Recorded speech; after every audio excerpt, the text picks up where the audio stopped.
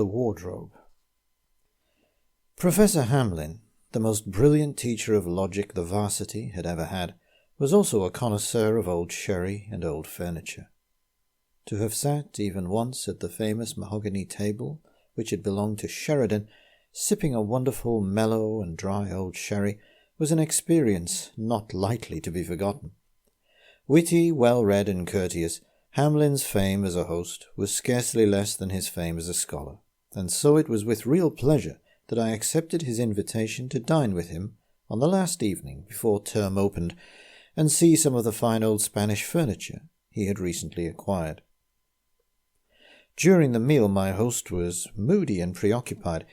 His plump, rosy cheeks seemed to have shrunk, and from time to time a queer, far-away look crept into his somewhat protuberant blue eyes. He failed even to respond to the genial influence of a bottle of his most excellent sherry, a vintage wine of which he was justly proud. It was so unlike him that I was moved, on the strength of a long-established friendship, to comment upon it. To my surprise and concern, he burst into fits of hysterical laughter, high-pitched like a girl's. At last, by a strong effort of will, he recovered.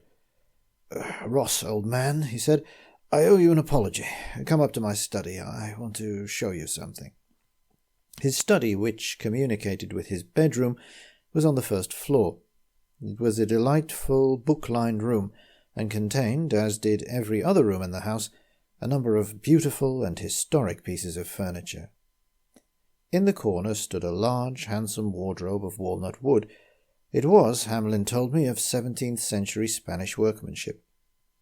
As I approached it to examine the carving more closely, it emitted a curious creak, and Hamlin, dragging me after him, bolted out of the room and slammed the door. Shaking like a leaf, he begged me to spend the night with him. "Ross, there's something devilish the matter with that wardrobe. Stay with me tonight, like a good chap.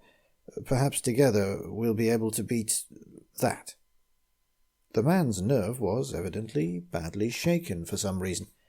I consented willingly, whereupon we returned to our sherry, and Hamlin, easier now in his mind, told me more about his purchase.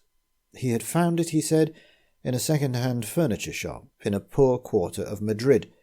The dealer, a greasy old villain, had seemed uncommonly glad to get rid of it, and accepted, without bargaining, Hamlin's tentative offer of 200 pesetas.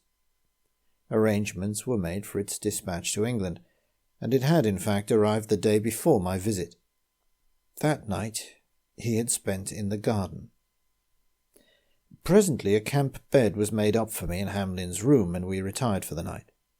Inspired by the presence of a friend, he talked wittily and wisely in the old familiar style for an hour or two before I fell asleep. At 2 a.m, I was awakened by a sound next door. Sitting up in bed, I saw that the communicating door was open and that a light was burning in the studio. I arose quietly and went to the door. Hamlin, the sweat pouring off his face, was standing before the wardrobe, staring at it with glassy eyes. As though possessed of some malignant spirit, the wardrobe creaked and groaned. Filled with a sudden terror, I called softly to Hamlin to come back.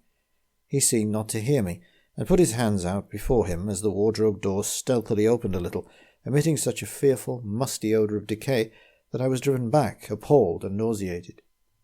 Recovering myself, I returned, but I was too late to save my poor friend.